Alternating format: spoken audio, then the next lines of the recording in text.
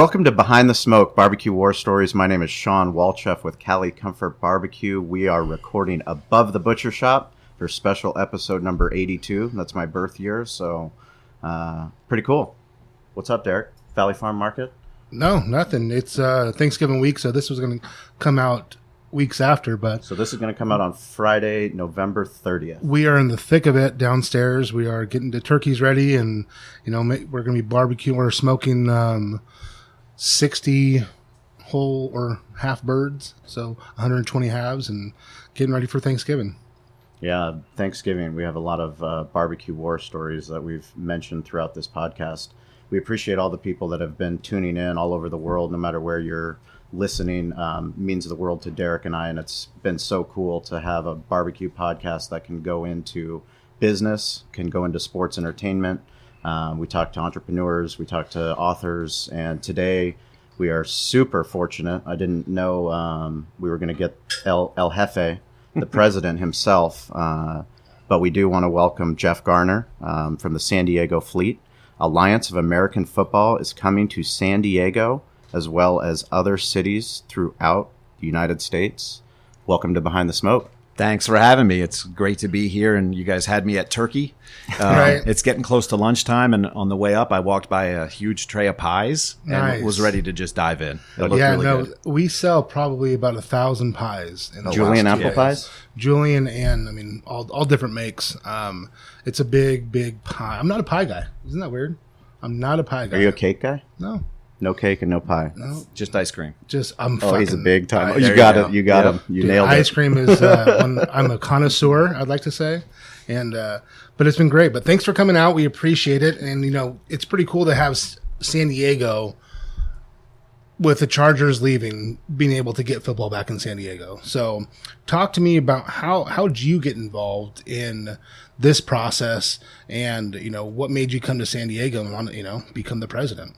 Sure. I mean, I can give you the quick story on where I came from, too. So Yeah. I went to Robert Morris in Pittsburgh, sport management major, played football there. But actually, when I got out, a lot of the jobs were in minor league baseball. There was a lot of sales jobs. But with the minor league system, there were so many jobs there. There really wasn't a D League or a G League then. Football really didn't have many levels. So there was a lot of jobs in baseball. So I jumped in there, and I wish I would have thought a little bit better of it, because the schedule in baseball is insane. It is a long season, and it's a lot of games. And so I don't know how my now wife stuck with me through all that, but Right. she did. It was a lot of hours. But I actually got it was a great learning opportunity for me, and really taught me all about the fan experience, because we couldn't guarantee what was on the field or how long they would be there if they weren't any good. Sure. So we had to make it more than just the game. It had to be about the experience. And so it was great to do that for over a decade. And then I had the opportunity to go to Penn State. And so that's where I got really a lesson in big time football when I was at Penn State. And I came in 2013 was my first season there. And so I actually was still at Penn State until after the Pitt game of this Okay. year. Oh, wow. And so I got on a plane after the Pitt game and came here and got to work. What were you doing at Penn State? So I was an assistant AD there. Okay. And basically I worked with all the revenue sports. So we had about 11 revenue sports out of the 31 Right. and 6 venues. So I was all over the place. Wow. But football took such a huge part of my time. But did a lot with hockey, did a lot with wrestling, basketball, and just helped to drive fan experience, drive ticket sales, drive revenue ultimately. Obviously, they had a bad couple of years there before I got there, and they created my position to try to get people back in the door. Sure. And we were able to successfully do that. I'm gonna say you did an amazing job, because after everything that happened, you look and as an outsider looking in, I would think that, well, shit, everyone would be scared to go there, or wouldn't tread lightly and wouldn't pack the stadium. But every time I watch the games, it's packed. I mean, is it called the whiteout? Is that what you Whiteout, got? yeah, That's that's pretty the fucking big one. rad. That's Yep. pretty rad. I saw that this year. I was like, dude, that shit's, packed. A lot of people have How many said people? that's it's 106,000 and change. That's insane. But with standing room and some other stuff, the record when I was there last year against Michigan was 110,823. Wow. So I mean that's a 110. packed house, and they just broke it actually against Ohio State this year. That's unbelievable. We had 4 of the 7 games sold out in May. before I left at the end of August. So it was really going well. Obviously, Coach Franklin and his attitude there has been great for the program. Sure. Winning some games, going to some good bowl games. And that's Rose brave Bowl, of him to Fiesta come Bowl. to Penn State. After He's a all that Pennsylvania stuff. kid. Right. Played at East Stroudsburg, was a quarterback there, and this was always his dream job. And even though he had bounced around the NFL and some other colleges, Penn State, I think, is where he wanted to go, and he might be a legacy coach there that's going to stay there for a long time. That'd be amazing.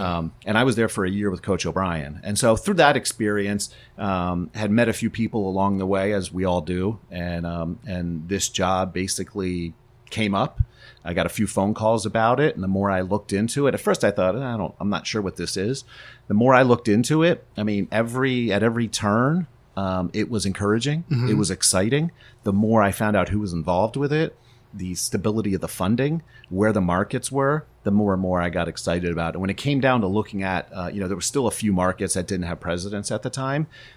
I was basically locked in on San Diego, even though it's across the country. Why would you want to go to San Diego? Why wouldn't you want to go to over San Salt Diego? Lake? Yeah, exactly. Well, and you know what? And just a weird circle here is my wife and I honeymooned in San Diego 15 years ago. That's Nice. pretty cool. We spent a week in Pacific Beach, and There then we you go. spent a week A week at in PB, really? a week there at the bold. Pacific Terrace. It was Yeah. bold. It was great. We were young, Yeah. so we had a great time, and then we went up to LA for the weekend, and then came back and spent a week in Gasland.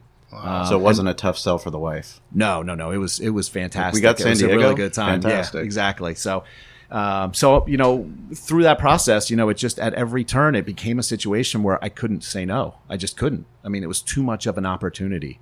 But to go from one season and then a day later switch and be on a startup season, it was really crazy to start here basically by myself. Right. After about a week, we had our VP of tickets hired. And so he was in. He came from the University of Arizona.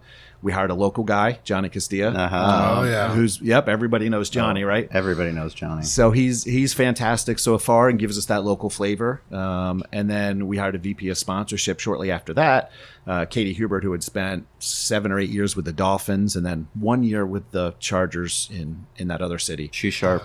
So she Very was really good. So we're putting together a great team. We've been rounding out our marketing staff and our ticket sales staff. We have a couple more hires to go, but we're almost there. And so to sit back and look at where we started with no pencils and no pens and no paper and just Sure. no printer, I mean, just nothing, Right. to now look at, we're actually have a functioning office right Now, now. is the office at Qualcomm? Is it Qualcomm? No, Is that what it's called now? SDCC. SDCCU. Fuck. It is. It'll always be Qualcomm or Jack Murphy. I almost said it's Jack still Murphy Stadium, so- Right. Yeah.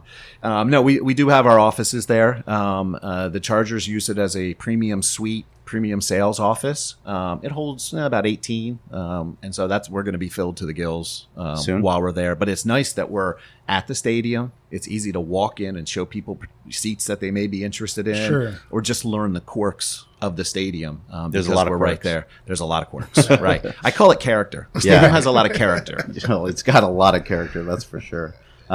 Tell our listeners just a little bit about the Alliance of American Football, just what it is, how did it come to be, and Sure. where we're at. Yeah, the Alliance was really the brainchild of Charlie Ebersol, Dick Ebersol's son, and Bill Polian. And so Charlie had done a documentary, 30 for 30, Unbelievable. on the XFL. Such a cool documentary. With his dad and with Vince McMahon and WWE. And so when he did that, I think he found some things that could work in a spring football league. And there was a few mistakes that were obviously made. And so I think he thought if we can correct those mistakes and have that plan in place and then get good football people involved in this, we might have a chance. And so Dick Ebersol ended up saying, you need to talk to Bill Polian if you're going to do this. And so that was one of Charlie's first calls. And Bill was able to really put together a good football plan. And ultimately, we've ended up with great football people. So Sure. we've got a lot of former NFL and major college coaches. We've got Coach Martz from the Huge. Rams and an offensive coordinator, a few other teams. As our head coach here, he's from San Diego, so that's great that he's local. We've got John Kitna as our offensive coordinator.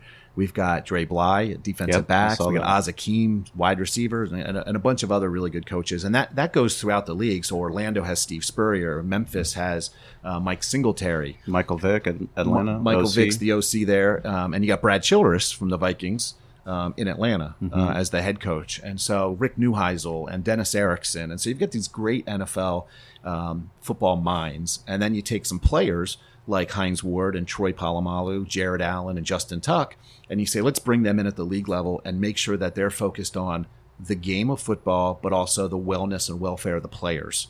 And so that's the role that they play here is to sort of make sure that we stay focused on the game, but that we make sure that we can do some interesting things for the players. And so this league has started up, less than a year ago. Obviously, there was some things moving around, but publicly, I think was less than a year ago.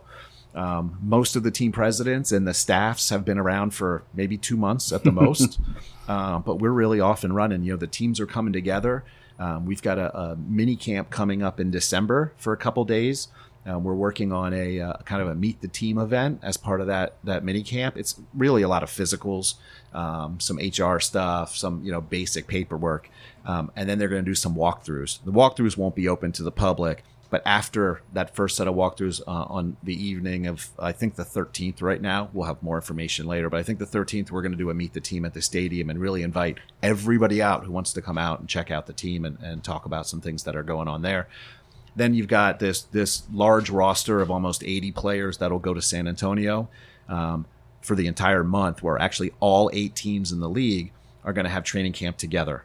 Preseason games, because that way you can get rid of the travel. You can scrimmage and do some preseason stuff. It won't be open to the public, but you have everybody together to share resources. Okay. And then you break from camp, and then they'll come to San Diego, and then we start off on the road actually the weekend after the Super Bowl. But then we're home in week 2 and week 3. And so I think the timing of this spring league is really important to the success also. This is, as soon as the Super Bowl is done, football ends, and then what do? Right? Sure. You've got a huge amount of sports viewers on television and also sports fantasy football players. And more than half of both of those drop off after the Super Bowl. And even in fantasy, a little bit earlier than that, probably in December, they start to drop off. And so if we can re-engage, just a handful of that group, we're talking 70, 80 million people that drop off and all they watch is football and all they play is fantasy football. That if we can just recapture some of those as viewers as ticket sales and in the fantasy football offering that we'll have, I think we can have a very successful league. Out of the 80 that go to San Antonio, how many make the cut? How many's on the active roster? Do you have a practice squad? And what kind of talk about how the players come to be on the San Diego fleet, because isn't it about your college and where your college is from? And if a team or like an NFL team, if you get released from them, they still have the rights and they get to kind of, I don't know exactly how it works, but isn't it something like that? Yeah, it's an interesting model. Right. And I think it works well for the players also. The active roster will end up being 52. Okay. And so we'll have to cut down. There won't be an additional practice squad. But I think at that time of year, you don't have to worry about them going somewhere else. So if you do need to come back and sign somebody, that an injury or whatever, you'll have a pool of people to come back to. Mm-hmm. And so we'll have 52 on the roster. The way the players are signed basically is there's a geographic footprint. Part of this is marketing also. Geographic footprint around your team. And you have the first right to sign players who went to those schools. So for us, we've got San Diego State, we've got San Diego. We jump up to USC and Stanford. We jump way up to Washington and Colorado. We've got Humboldt State in there. We've got a pretty good group of schools. Is the fleet the only California? It's the only California, but Phoenix, Salt Lake, and San Antonio are in the West. And actually, they had to split up a few schools because there's just a lack of big college programs in the West. So like UCLA went to Phoenix. And they've had to divvy some things up so that Salt Lake and Phoenix had some good schools and some competitive balance there also. So we have the first right to sign a player from San Diego State. In the event that we pass and don't sign that player, they're then eligible to be signed by any other team. So we basically just have the first right.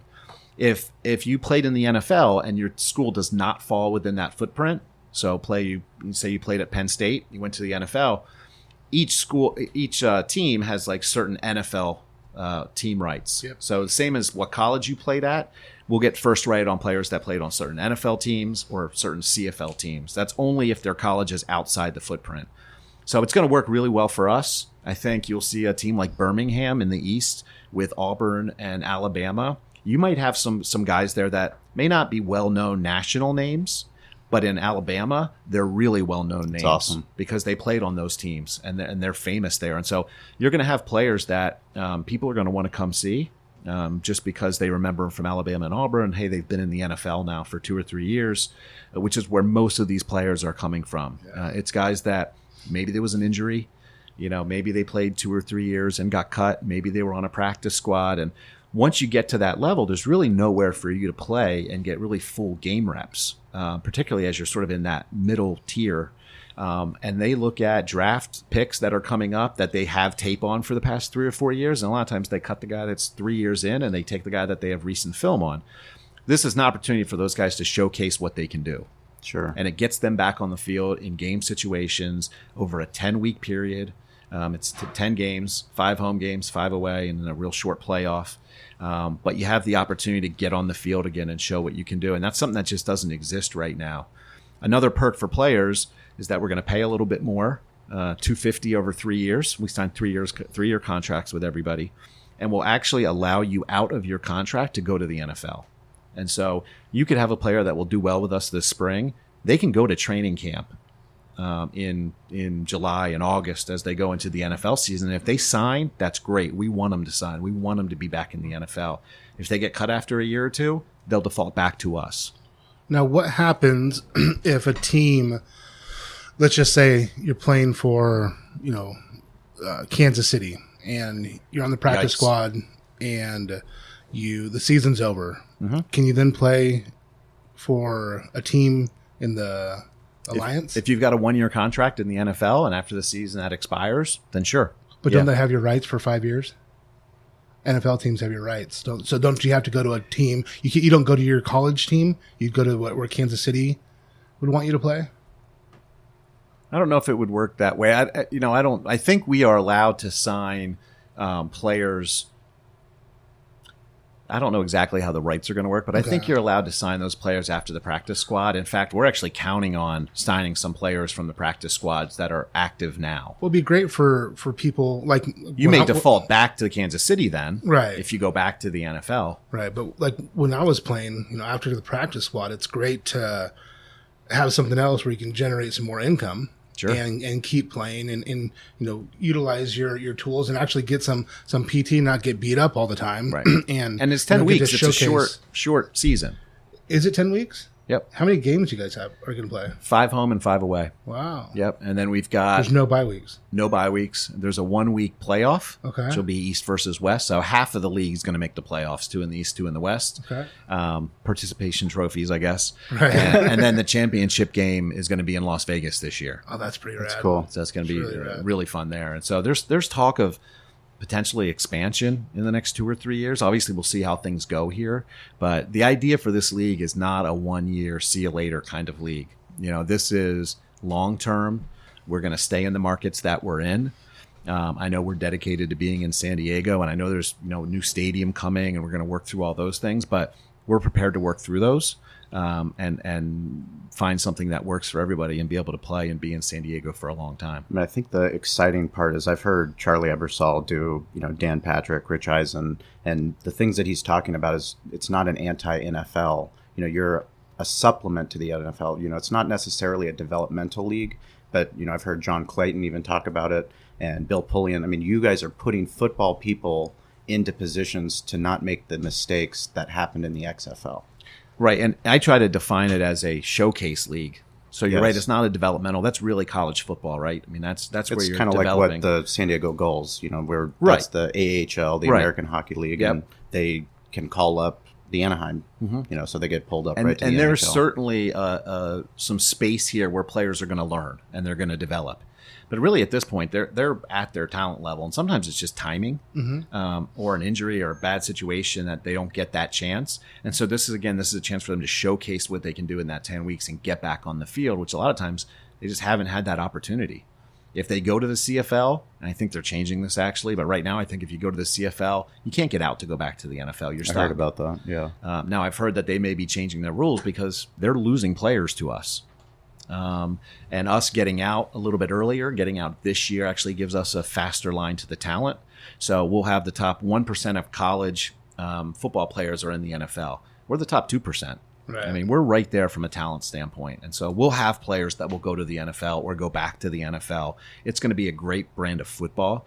I think for us, locally at the team level, and this even goes to the league, we're focused on three main things in this first year. One is the product, making sure that we put a good product, a good football game, a competitive football game, a fun football game on the field for people to watch. So if you're diehard football, this is going to be a really fun sport to watch, a fun time to watch, fun games to watch. Then we're also going to be very involved in the community and making sure that we're getting out. We're working with nonprofits and charities, and we're trying to be good neighbors and work in the community. And then it's the fan experience.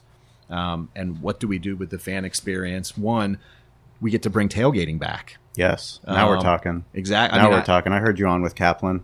Yeah, Kaplan was name dropping Cali Comfort. We had a long discussion about tailgating, and your whole team came out and met with a lot of the leaders from Bolt Pride and San Diego Die Hard Bolt Club. You name it, they all came out, and your whole team came. And we had a great discussion just about the culture of tailgating in San Diego. Right. We want to make sure that tailgating is a part of your experience, and a lot of times you'll spend more time in the parking lot than you actually spend in the stadium. I'll tell you, that's a fact. Yeah, and so we can't just overlook that and say, oh, it's a parking lot. I mean, that's part of your experience. And so we need to take our experience and push it outside and to meet fans there. And so we're actually looking at, we need to create a really unique experience.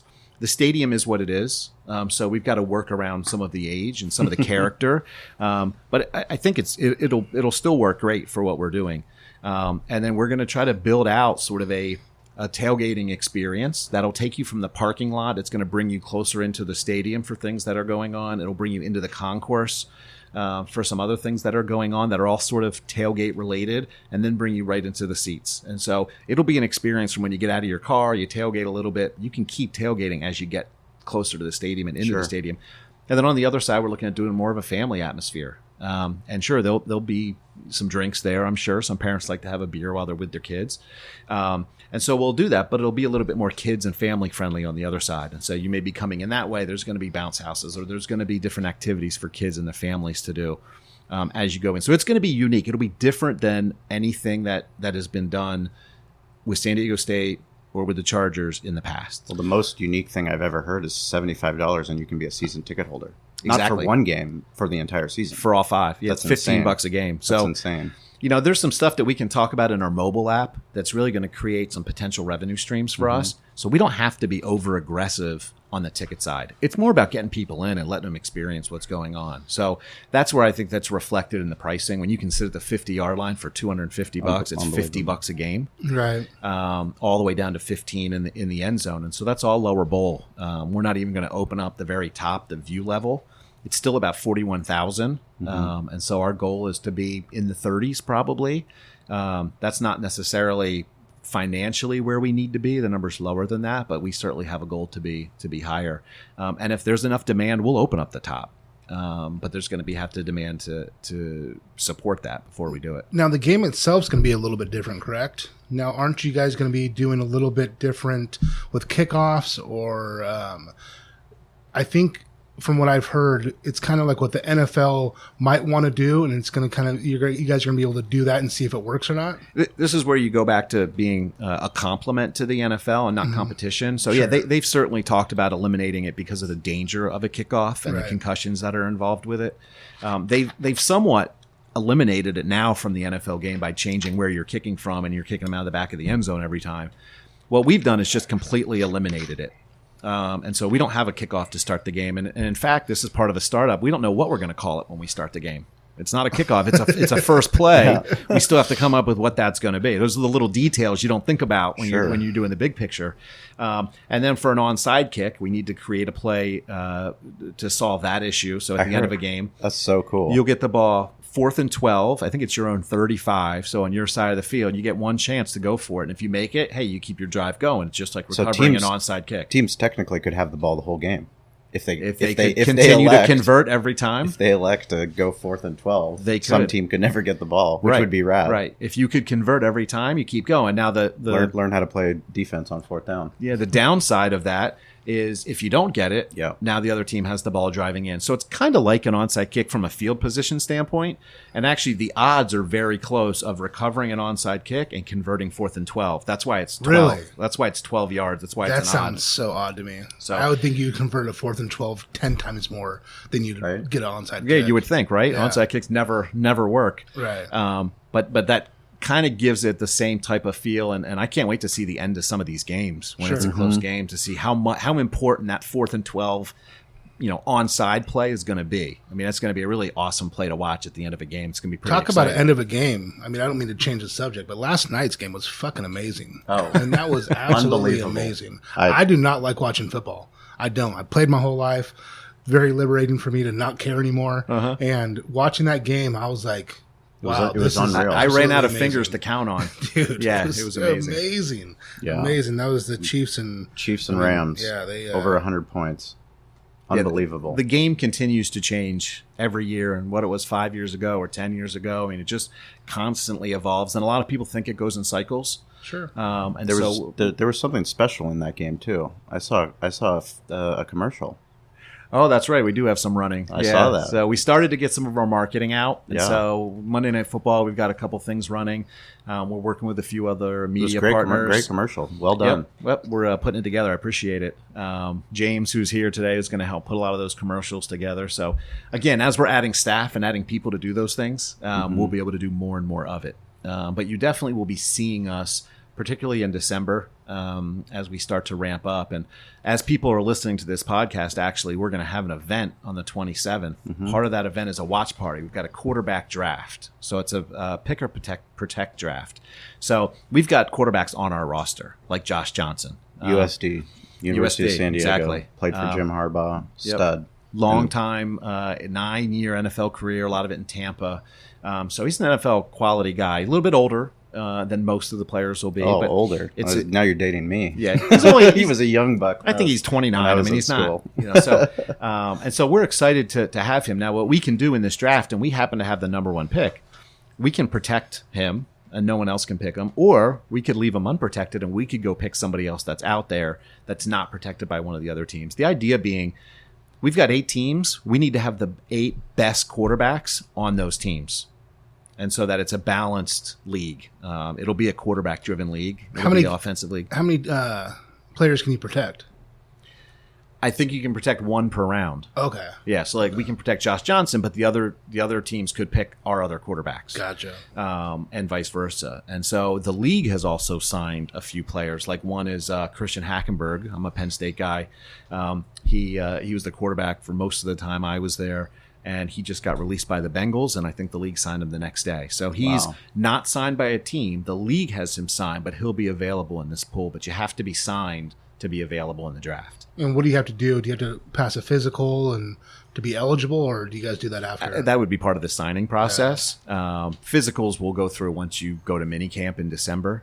So it's going to be a lot of fun to just see how that shakes out. Is there any combine or anything that They actually can just do? did it. They Did did. They did a quarterback combine or a quarterback minicamp in San Day, Antonio, whatever it's called. right? Just to see everybody throw and take a look at them. And so they had all the quarterbacks there, so everybody got to see them together. And that Are all those happened. players represented by agents that were at the? I don't know specifically about the players that were there. The majority of these players are represented by agents. Okay. We've come across So one it's or good. two It's that good. aren't. It's good for agents. Sure, Yeah, sure. this Yeah, league absolutely. is great for lots of new jobs. Gives you a new contract to sign, Absolutely. right? Yeah, Yeah. that's commission. Yeah. And so yeah, the quarterback draft's going to be awesome, and then actually we're going to do a watch party, and we're going to do it downtown at Barley Mash. And part of that is it'll be out by the time they hear this, but we'll have our uniforms, our helmets, everything that will be released that day at Barley Mash. So we're going to bring it out. So, Is the league sponsored by a certain brand? Ooh, so our on-field apparel is Starter. awesome! Starter jackets coming back. They are. I love it. They are. Rad. Charlie That has is one that he huge. wears around on certain Nostalgia. phone calls or things. That, Super cool. Yeah, you've got those sort of big bubble jackets, and so they're going to do some of that throwback stuff. But actually, Starter has a lot of really new, creative, good-looking stuff, and so you're going to see that in the uniforms. You're also going to see it on the sidelines, on the field apparel that the coaches are wearing and the support staff's wearing. So I'm really excited to see some of the stuff I've seen so far has been great. So a little bit of throwback. but a lot of new cutting edge, and it's really a chance for Starter to sort of It's get rad. back in the mix It's and super show cool. what I they can haven't do. heard of Starter until we started doing some work for the podcast, and I was like, Starter's coming back. What a Yeah, they're smart back. play. It's a huge play for Right. them to And we become talked relevant to again. we talked to several different apparel companies, and so it wasn't like we just went to Starter, Sure. but Starter really, from top to bottom, really showed us some great value and great product, and really wants to make a On good the effort on sponsorship this. side, it has to be, the buy-in has to be on both sides. Sure, Like they sure. have to. It's got to treat be a it- partnership, absolutely, right? Yeah, for sure. And that's how we do business at the local level, and ultimately that's how the league's doing it also. So yeah, it's going to be some really cool stuff that we have on the field. How has San Diego been to you personally? Fantastic. It is such a warm and welcoming place, from people that were born and raised here to people that moved here like I have. It's just been fantastic. And so the biggest issue right now is just trying to get the word out, letting people know who we are, what we're doing, what we're about, that we're unique. We're a unique brand. It's going to be different than what they've experienced in football in the area before. And once we start to talk about it and talk through those things, people get really excited and get as excited as we are about getting the I getting think the season started. that marketing side becomes your competitive advantage because Sure. you, even though you're a supplement to the NFL, you kind of can be anti-NFL. You can play off of all the things that people don't like about the NFL. You can have the shorter games. You can have the engagement with fans, engagement with coaches. I mean, all that stuff just doesn't happen in the NFL. Right. You Right. can do that. Yeah, You can activate in ways that the NFL never would. right. Because they don't have to. I think the business with the NFL is just so large that it gets difficult to do some of those things. Sure. We're at a position where we want to make sure that there is access for fans, and we can get you access to be close to what's going on the field. We can get the players at events. You can meet them and get to learn who they are, and have some investment in the team. Ultimately, having this team in San Diego is an opportunity for the community to come back together around a team. Doesn't matter where you're from. You didn't grow up with one of these teams somewhere else, and now you live in San Diego. Whether you've moved here or you're from here, this is now San Diego's football team in the spring. You got San Diego State in the fall. That's great. We should support San Diego State. But in the spring, you should come support us. And so there's a lot of great sports and entertainment options out there. We don't see any of them as competition. I think it's a compliment for the area. It's great to have a lot of different sports and entertainment choices. We're just one of them. And we'll prove what we can do in the fan experience when we get into the season. But that is definitely one of the things we're focused and dedicated to, is making sure the team and the players, there's access there for the fans. We're going to do a lot of video and a lot of content that's behind the scenes and gets to show you some of those things. But it's all about the fan experience. Yeah, it's hard because I was talking to Johnny about it a little bit and Gabe Giordano, and just saying that, I've known about it for a while and I haven't really heard anything about it. And now you're starting to hear more and more about it, but it's kind of hard. It's like, what do you do? Do you do commercials? That's almost like everyone TiVos or everything, right? So what are you going to do? You're going to pay money for a commercial? I was fast forwarding through. I was watching to the stop game. and I go was back. watching the game, in Yeah. delay, so I could watch a shorter game. Sure. Spend more time with my Sure. son. But I was flipping through and I saw the logo and I was like, I Uh-huh. got to see what the content was. Right. And then it's like, do you do radio? Well, radio's dead almost, like podcasts. I mean, we're in a weird area right now. Like, how do you promote the best way for something like this? And we've got two different missions. So right now we have an awareness mission. We just have to get our logo out there, our name out there, let people know who we are. And so we're taking a very diverse approach. We have some television, we have some radio, we have some outdoor signage, a lot of grassroots and guerrilla marketing. And so you're going to start seeing us a lot. Sure. And we're not putting so much into one thing or that thing. It's going to be diverse and trying to touch as much as we possibly can. As we get into the season, our mission will be awareness, but it'll start to shift into event awareness. So it's less about the fleet and more about our game on Saturday. And here's the cool stuff we're doing and why you should come on Saturday or Sunday or whenever the game is. And it'll be less about the brand and more about get off the couch, come to the event. Here's why you should do that. And so we'll focus in with a lot of digital because you can click through and buy it. It makes the Digital's process huge. very easy. We'll have some radio. We benefit in our industry because there's a media coverage point, right? Yeah. Where they want to cover it for content for the community. And so people will get to know who we are. That's not going to help say when the game is necessarily. And that's where we need to sync up with those partners and be able to do some TV in the local news and do some radio around our broadcast. We are going to have a radio broadcast. still finalizing that partner, but everybody has shown interest, which is great. And then we have a national deal with CBS for television. Huge. We'll have the first game and the last game, the championship game, will be on the CBS National Network. Right. Then there's a game of the week with CBS Sportsnet or Sports Network. And so that's going to be on. We're looking for a secondary national partner, which may be like an ESPN or an FS1. And then we'll probably have another 5 to 7 games, depending on how the season goes, that we'll be able to broadcast locally. And so we're talking to some of those partners now and have gotten a great response. Are you streaming any games? We'll be streaming through our mobile app also, which if you want to get in the mobile app, I mean, that's really an area that makes some of what we're doing really unique. So we're going to release an app here pretty soon, actually. It'll be the first version, and it will continue to update as we get closer to the season. And it's going to give you the basic stuff. It's going to give you a schedule, and it's going to give you a roster, and it's going to give you some stats. We're going to have mobile ticketing, so your tickets are going to be through the app. Is this a centralized app for the Alliance of American Football, or is it fleet specific? It is. There'll be one app, but then it'll ask you your favorite team, and when you hit the fleet, it'll basically skin it as the fleet. So it'll feel like a fleet app after that. Because the league owns all the teams. Right. It's a single entity model. Perfect. So, Perfect. which from a business standpoint is great resource wise, because we can have our 15 to 18 full-time staff members. We don't need to hire a full-time graphic designer. 8 teams don't need to do that. The league has 3. And so we've been able to save quite a bit in resources. We're going to have our local team here that can do a lot. But then we have the resource of the league behind us helping to do it. So we may have more of a front office staff, like 40 in all reality and resource. So the mobile app is going to be really cool. You have all the basic stuff that you'd have in an app, and then you've got 2 really cool parts. One is going to be fantasy football. So we're bringing fantasy football back. Again, we talked about viewers before and the fantasy players that drop off because they just play football. So we are going to have fantasy football in this league. So you'll be able to do your draft and pick your players. More engagement. Be able to track that, sure. And people love to do it. And kids love to do it. And everybody likes to be involved in fantasy football. And then it makes you care about games that you might not care about. Sure. And certainly the players, right? Absolutely. You start to engage, and that's my favorite player versus, and some people, think maybe that's the downfall of professional sports, is that you no longer have people that are dedicated to teams. Right. They're just dedicated to players because that's on their fantasy team. I would disagree with that. Yeah, I don't know that I believe that either, but I've heard that. I've heard that knock a little bit.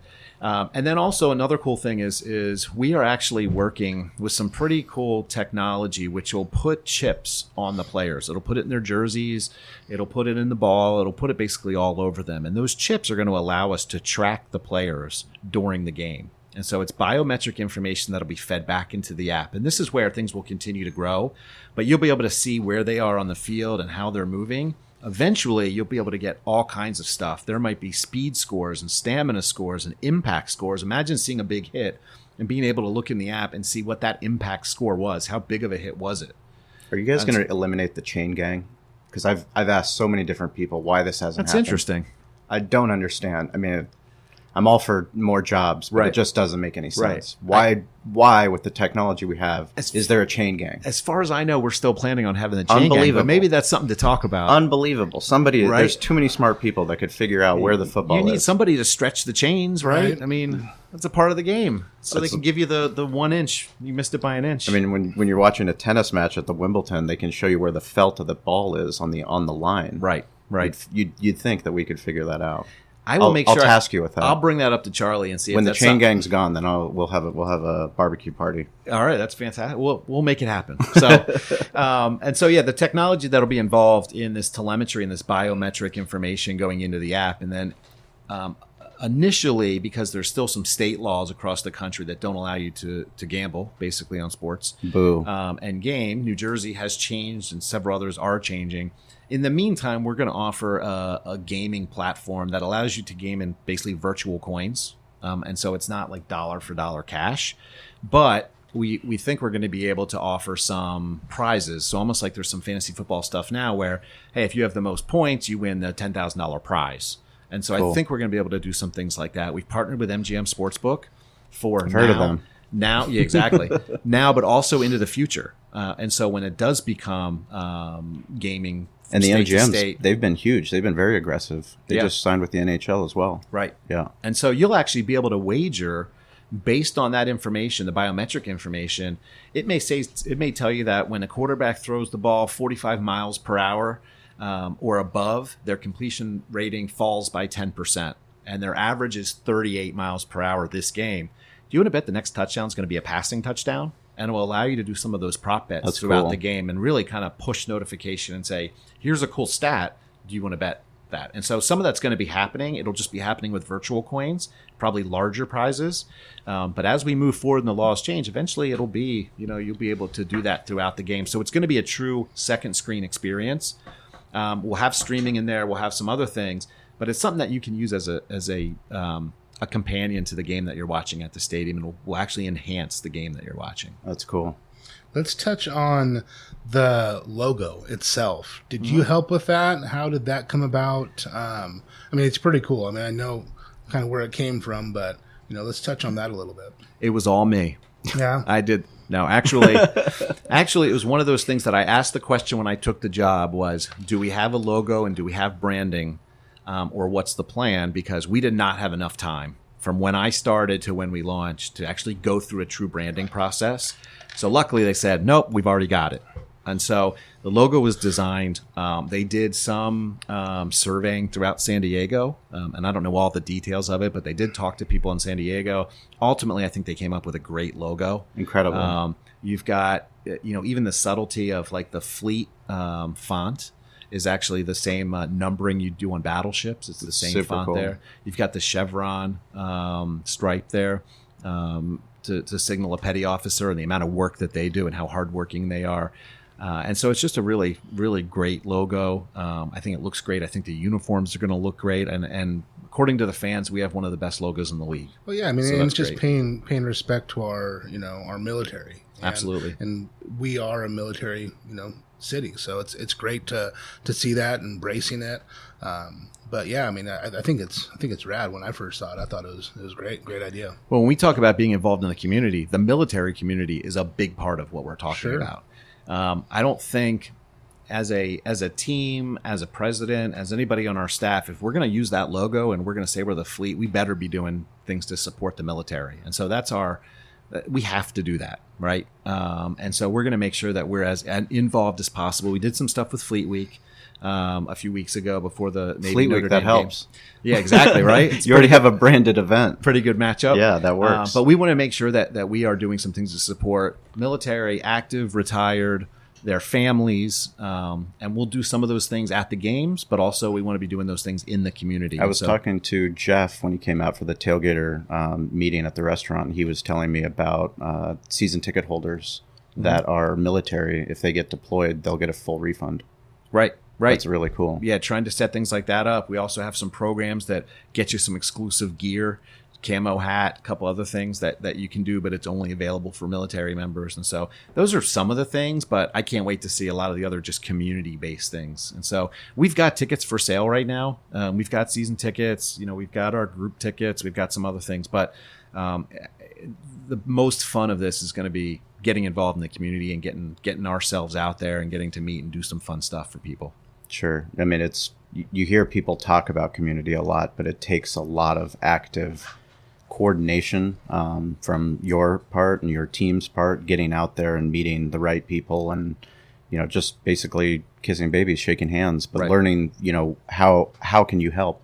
Right. We've got to be good neighbors. Yeah. Right. We're a part of this community now as individuals and also as a business.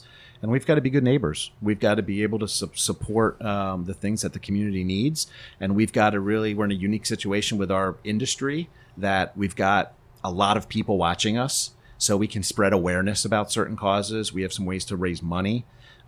We can certainly help to get volunteers together because we're reaching such a broad audience, not only in the stadium, but just through our brand. And so I think we can really help.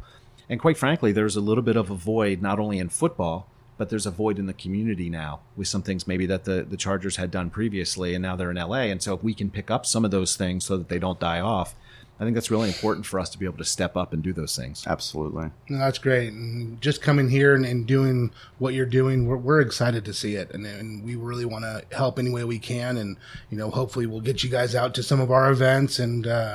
But, just thank you so much for taking the time and sharing the story and talking about bringing football back to San Diego. So where do people buy tickets, and how do they follow you on social? And I was waiting to throw in my shameless plug. Please. So the website is sandiegofleet.com. We've got ticket information there. We've got schedule information, roster information, coaches. So we're really starting to build out that website, and it'll get better and better as we go. So sandiegofleet.com. They could also call. We're open 8:30 to 5:30 Monday through Friday, and that's 619-881-0606. So you can call, talk to one of our ticket representatives. If you're involved in the community and you want to talk about how we could get involved, you can call that number as well. That's our main line. We're in the process of hiring a community relations manager. So that'll be somebody that will help to just make sure that we're involved and can help coordinate us with different community groups. We've got our season tickets on sale, which we talked a little bit about. Those range $15 a game. So it's a $75 package in the end zone up to about $250 in the lower bowl at the 50-yard line. We've also got some premium packages up in the clubs and the club level, which will give you food included in your package. So you don't have to buy food additionally. It'll be food in the club that you're paying for up front. And it's all part of your ticket.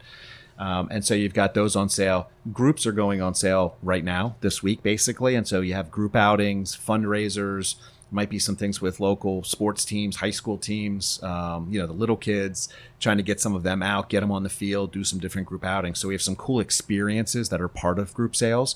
So that's going to be really fun. Our suites are just about to be on sale. Probably in the next week or two, we'll have some suite full season, the 5 games, or even on a rental basis per game. And then our individual tickets will be on sale the 10th of December. Okay. So that's coming up as well. We'll certainly be publicizing that. You'll hear us on the radio. You're going to see us on TV. You're going to see some billboards. Check out the website for updates. But right now, December 10th is the day that our single game tickets will go on sale also. Perfect. And so once those single game tickets happen, it starts to spread out throughout the stadium, and there's going to be less season ticket inventory available for people to choose from. So if you're interested in those season tickets, you should really try to get them before the 10th, because you're going to have a lot less to choose from once people start picking off different parts of games. That's great. Are you guys hiring?